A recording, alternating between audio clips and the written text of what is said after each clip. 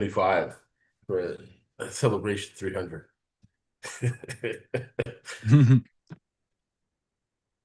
All right. Just waiting for YouTube. All right. We're live on YouTube. We're recording. What's that? All right. It's the ESPC podcast, where every single podcast is a business meeting with a specific purpose and a specific outcome. I have an MBA securities license that worth $50 million and above. What that means to you is that we consistently give you information and actual picks so you have money in your pocket consistently. That's why we're the only podcast indexed by Apple without any corporate affiliations, pure word of mouth. We have a lot of wealthy, not just, we don't call them clients, but people who follow the podcast and follow the information on the podcast to only one end. And none of us are really friends, even though we're cordial with each other. But it's a business arrangement. We make each other money.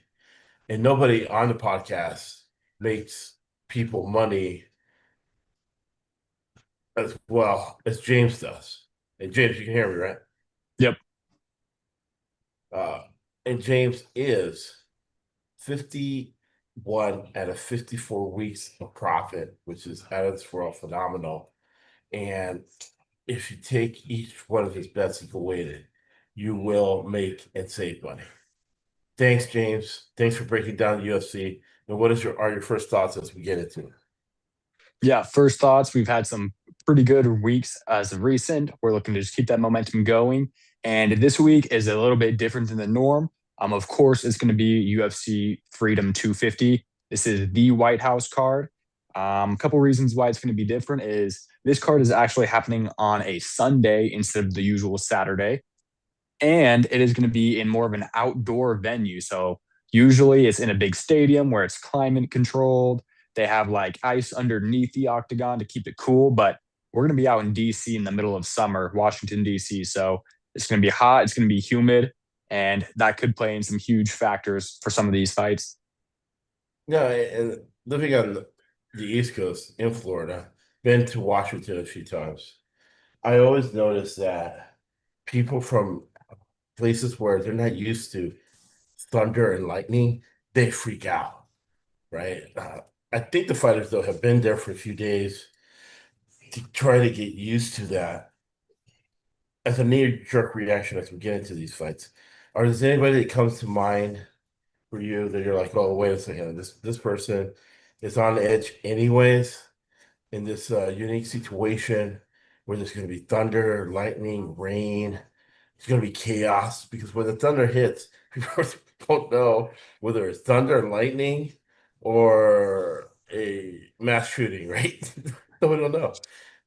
And especially a guy like Euphoria or Taporia, who's so locked in and so focused on each and every detail. The fact that this is an odd card, uh, before we get into it, just a knee-jerk reaction. Does that kind of trigger anything for you?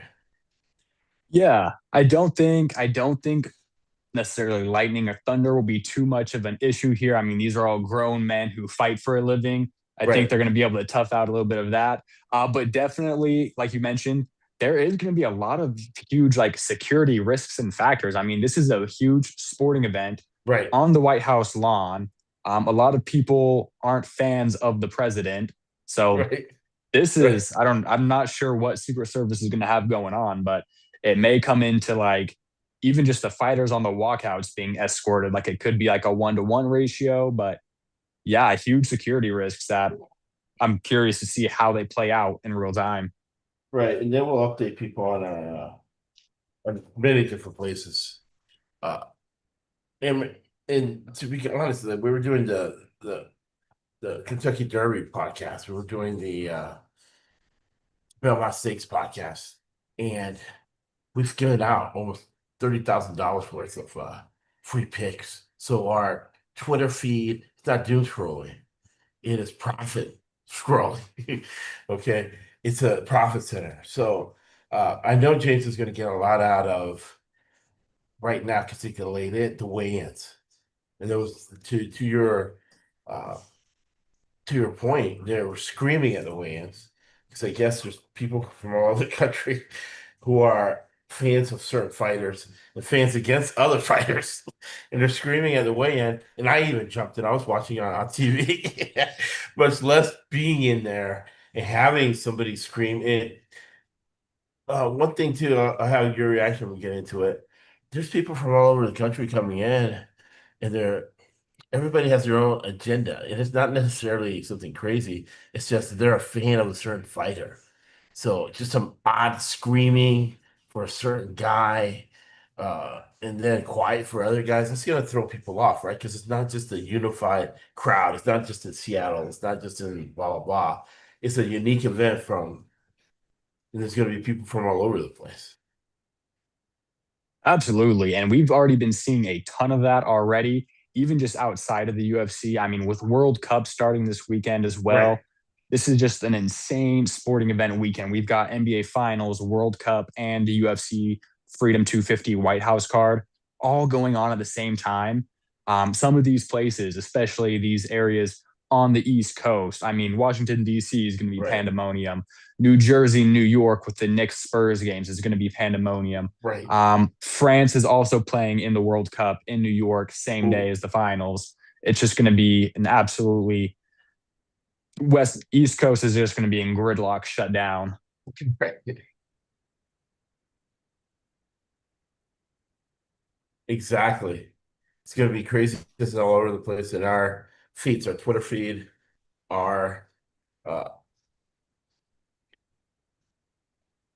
social media. It's gonna have pics and updates on all of this. So at the end of the day, on Monday, when we get back to real life after having a good, crazy weekend watching all of this, all right, uh, we are going to, if you take each pick individually, we are going to make money. I feel it.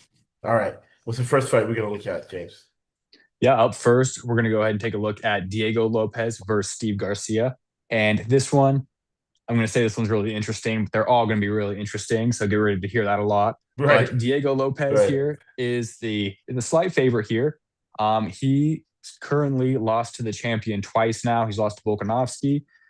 This one's really difficult because I think Steve Garcia is very underrated. I actually like Right. him a lot, and I've bet against him one too many times, and I've learned from my mistakes from that. He always finds a way to pull it off somehow, it seems. He has great power, some of the more impressive power of that division.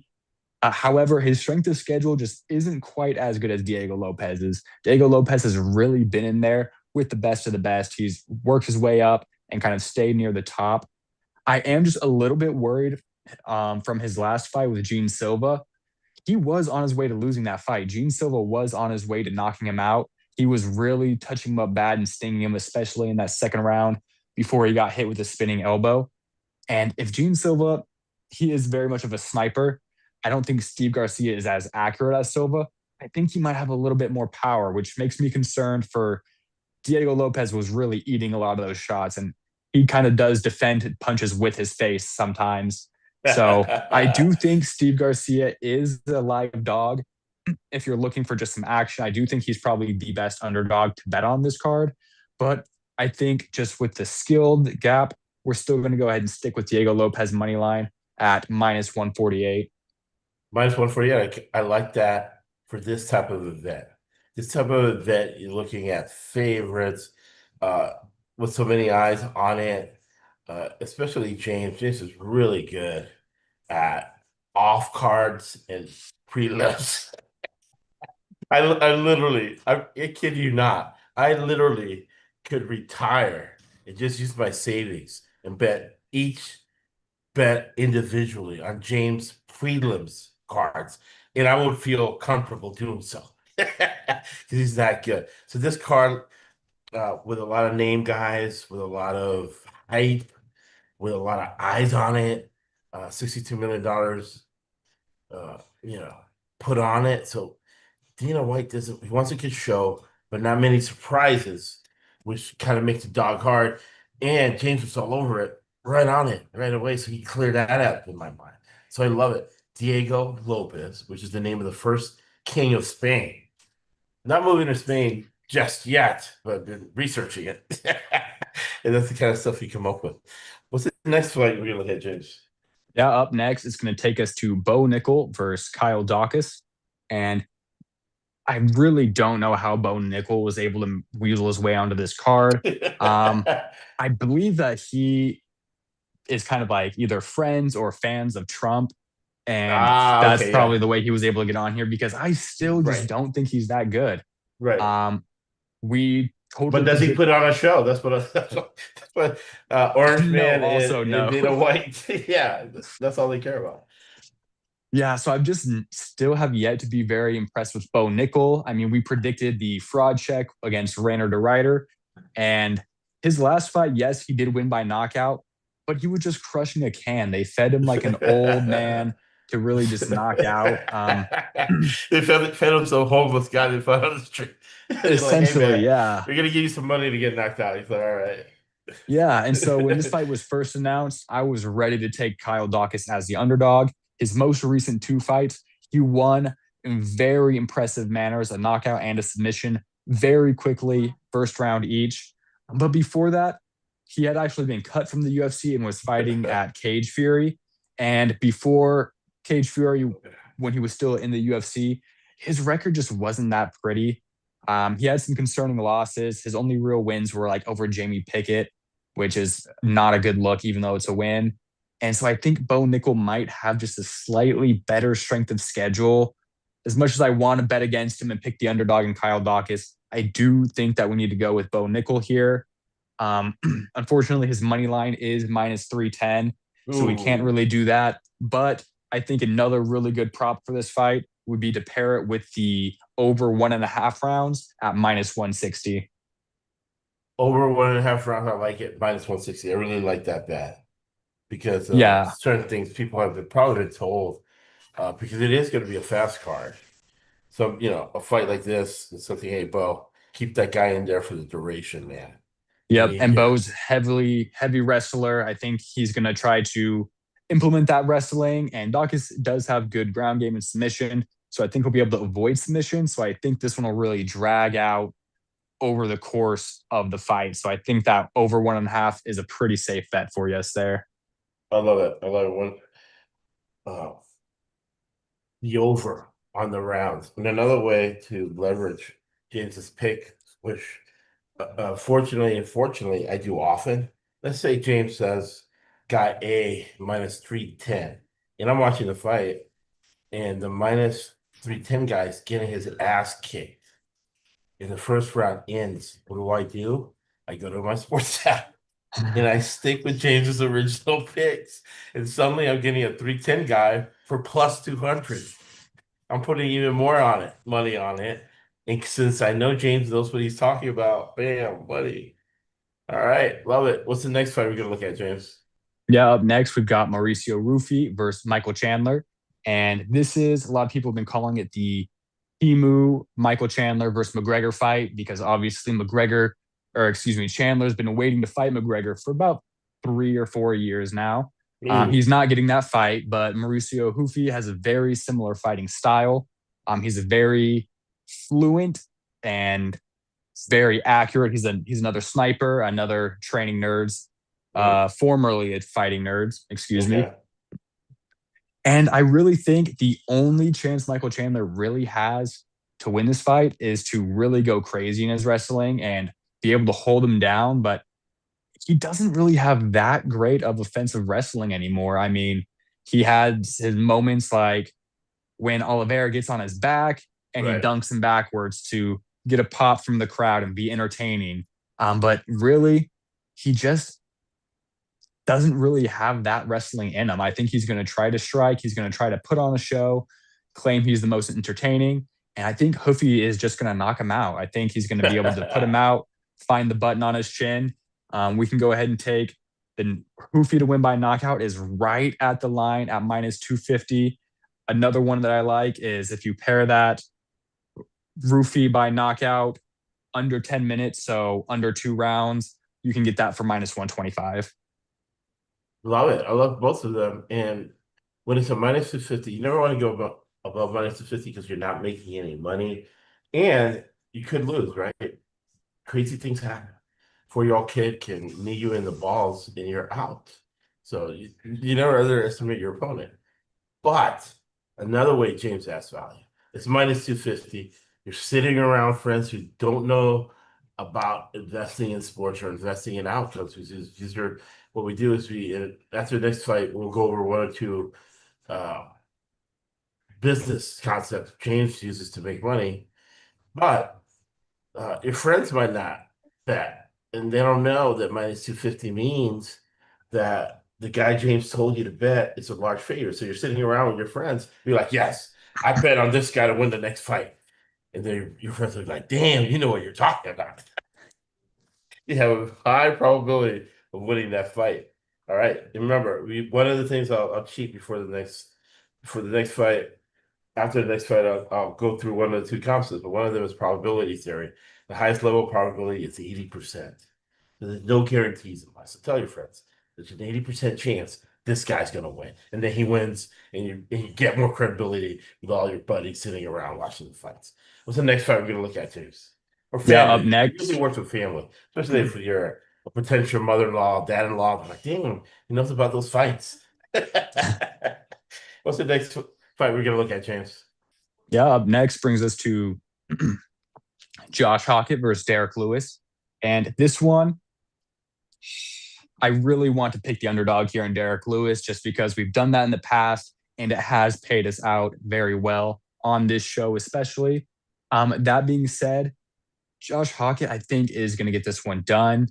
Um, if we look at their most recent fights, Derek Lewis definitely has the power to put Josh Hockett out. I mean, if we look at Hockett's last fight against Curtis Blades, they were trading back and forth, and Blades was actually tagging him up a lot, landing a lot on his face. Unfortunately, Blades doesn't have the same power that Derek Lewis has. So if Derek Lewis can land even a fraction of the amount of volume that Blades was landing, he would easily be able to knock out Josh Hockett, I think. So I am Right. tempted to bet on Derek Lewis to win by knockout. But the thing here is, in Lewis's last fight against Waldo Cortez Acosta, it just doesn't look like he has the same drive. And especially if he gets taken down, it kind of adds more pressure to him that causes him to crumble and Right. essentially give up. And I do think that Hockett will be able to take advantage of that. I think if he can get even a single takedown, he'll be able to tee off with ground and pound and get the knockout. So what we're going to do here for our picks are, of course, we can get that Josh Hockett to win by knockout. We can get that at minus 135. But generally, these guys both, especially Hockett, starts really explosive. And if he can get Derek Lewis on the canvas in the first or second round, I think he's going to knock him out in either of those two. So we can actually get Hockett to win by knockout in under 10 minutes at plus 110. We can get some plus money right there. Plus money. Yeah. Because let me get your reaction on this. But it seems to me that I've seen Derek Lewis, two things. Number one, these are two-part questions. First part is number one, when I've seen Derek Lewis fight, um, I guess he's better years ago, but what I've seen him fight last couple of years, he's just throwing haymakers trying to connect that one time for the knockout. That's what he did that one time in China, where he got him for the money. He was actually losing to the other fat guy. We're in great shape, neither of these guys. So he was just throwing haymakers. He connected that one time. He wasn't, I think he was 1 for 20, but that one knocked the other guy out, right? Am Yep. I seeing that right? And then Derek Lewis, the only reason he's on is because Orange Man, I guess Dana White, remember, and we'll give good synopsis for people with Dana White. Dana White's part of the Walgie Bulger crew from the movie Black Mass with Johnny Depp. So people know repent. So they were gonna kill him because he had a boxing ring and he was getting money underneath the table. So he moved to Vegas. He ends up starting the UFC, becomes a billionaire. So he's on the phone with Orange Man. Orange Man says, I want Derek Lewis. Tells him the whole card, tells him about Taporia. Orange Man's like, I don't care about Taporia. I want to see Derek Lewis. You got Taporia, the most in shape guy in the history of the planet, and then you got fat ass Derek Lewis. He wants to see Derek Lewis. So he's like, okay, fine, I'll call. So he makes a call. Derek Lewis is on. So it'll be interesting. Um, am I being paranoid and being conspiratorial? Uh, are they going to throw Hawkett a few bucks to get hit once? I don't know. And even if they did, Hawkett might forget the plan. And then they'll knock you out and we get plus 136. What are your thoughts on that, James? 100%. I mean, totally, especially with the power from Lewis, there is always going to be that chance that he does Right. win by knockout because he just needs to land that one. But it's more of a question of is he going to land that one before he gets taken down to the canvas? If not, then the odds dramatically shift against his favor. All right. Yeah, no, yeah. Very interesting. So that's going to be very interesting. Puncher's chance. All right. What's the next fight we're going to look at, James? Yeah, up next, that is going to bring us to Sean O'Malley versus Amian Zahabi. And this one, of course, Sean O'Malley is a fan favorite. And I mentioned how I didn't know how Bo Nickel made his way onto the White House card. How the hell did Amian Zahabi make it onto the White House card? I have no idea how this guy got here. He was relatively unheard of, especially for casual fans, up until Right. his most recent fight over Edson Barboza, I believe, Right. or Jose Aldo, excuse me, Jose Aldo, which I think he should have won that fight. It was very close and competitive. He did honestly beat Aldo, but he is old. He's like 41 years old. Ooh. He did have a crazy gas tank in that fight somehow, but Sean O'Malley, the fan favorite on the White House card, I don't see him losing this at all. Even if he doesn't get the finish, I do think he'll get the decision. Unfortunately, he is the minus 440 favorite here. Right. Um, Looking at the odds, I can feel very comfortable with the decision, but I do think since he's fought Marab twice, he's had plenty of wrestling training. I don't Right. think Zahabi is going to be able to get too much wrestling game off of him.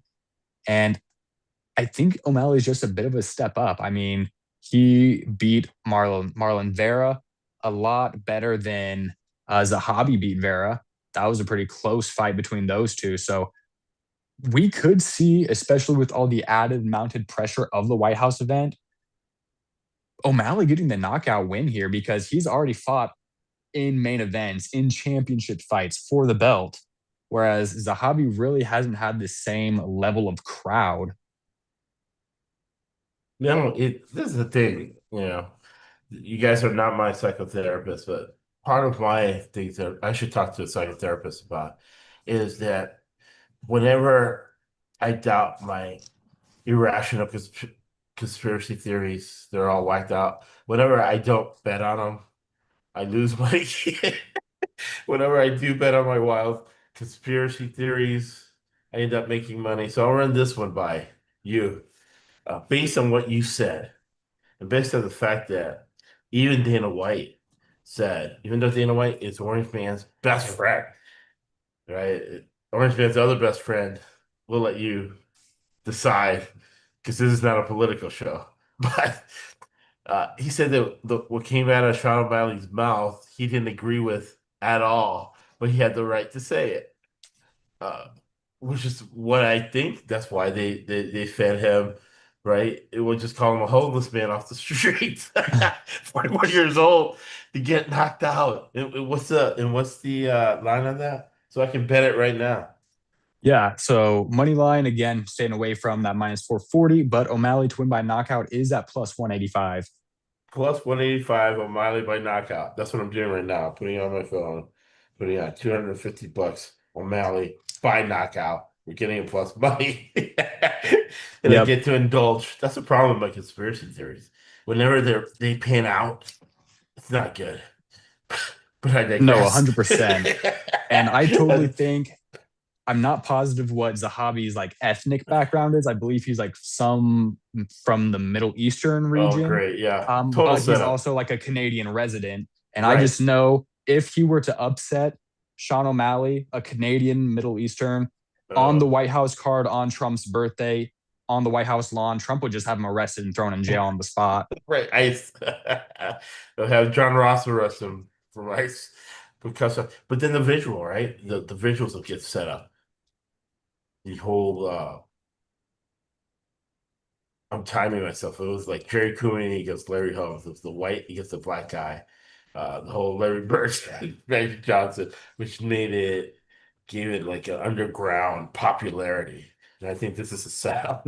If there's a setup by conspiratorial, whacked out conspiratorial theories uh, are hitting my head. All right. Okay, so we're gonna go main event, co-main event, as always, is going to be for our Substack crowd, especially this week. And thank you to the subscribers who have been loyal. And those are the loyal folks there. Uh, we're gonna get it to the next level with Pantheon and everything else, especially this week. It's a good week to launch. Uh, and thank you because we have 98% open rate with all Substack subscribers. Because I think too, they know that when we put something out, number one, you're gonna make money. Number two, it's gonna be a high quality of information. You might not like us, you might not like the way we look, but you're gonna learn to love us because we're the best thing going as far as predictive markets and sports betting. So, what is the first co-main event? Break that down for us, James. Yeah, co-main event, we've got Alex Pereira versus Cyril Gahn. And if Alex Pereira wins this fight, I believe he will be the first person in history to be a 3 division champion. And this is going to be really exciting to see Alex Pereira move up weight for this one. Um, and again, I'm really rooting for him here. I do not want to see Cyril Gahn get away with it again. He just keeps getting away with it.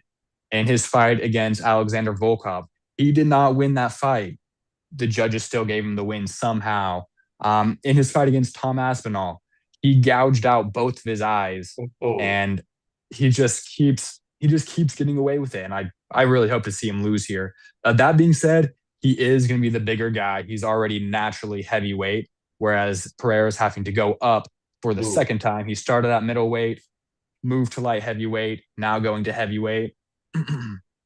However, he was already huge at either of those classes. So if anything, it may be a benefit for him not having to cut so much weight and just being able to stay his more natural size.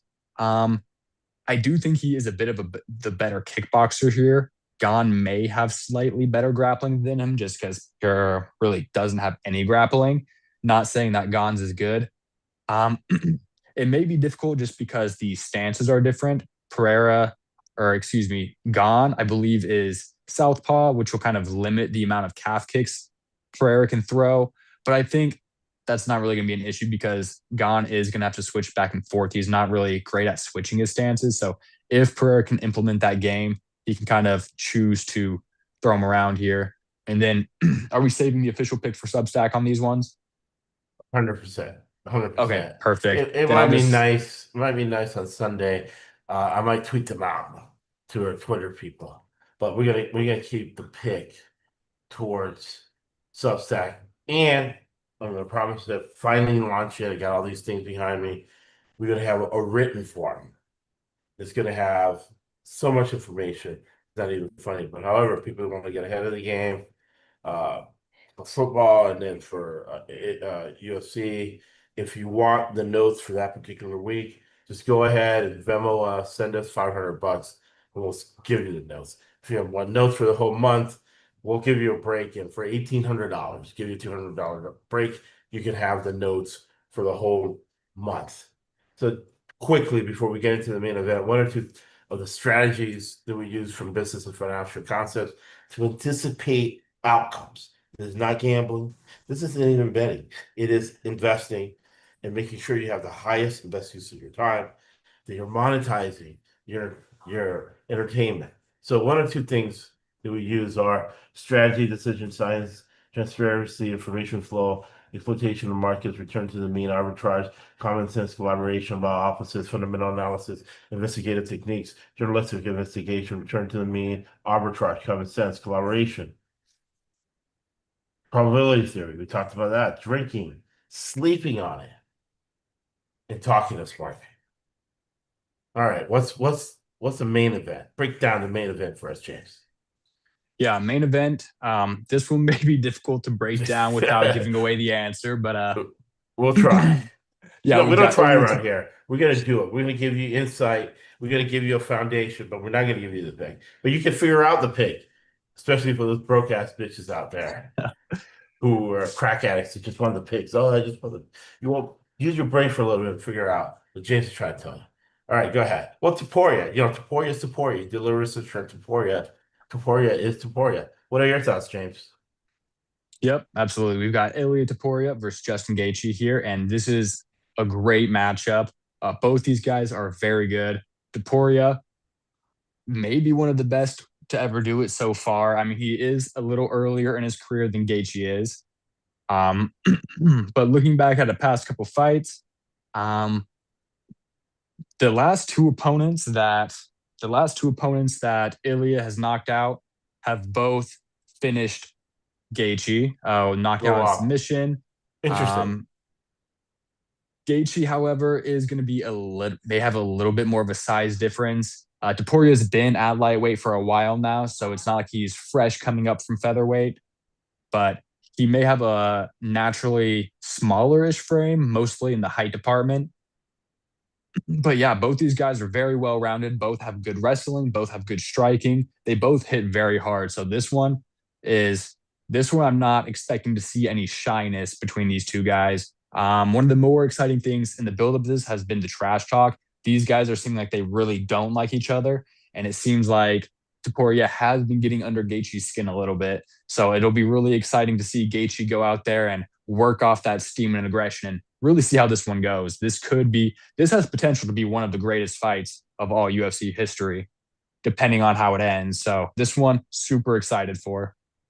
And let me know. It's just one that at this point, and I anticipate to be ahead of my bankroll. If I'm ahead of my bankroll, do I even bet on this, and do I just enjoy the fight? No, if you're ahead, I would definitely want to enjoy this one because this has a couple outcomes that, if it happens that way, could be one of the greatest events in UFC history. And if you're watching that and you're stressing the whole time about losing your bet, you're not going to be Exactly. able to fully enjoy it Exactly. as much as you could. Right. So it's the highest and best use of your time.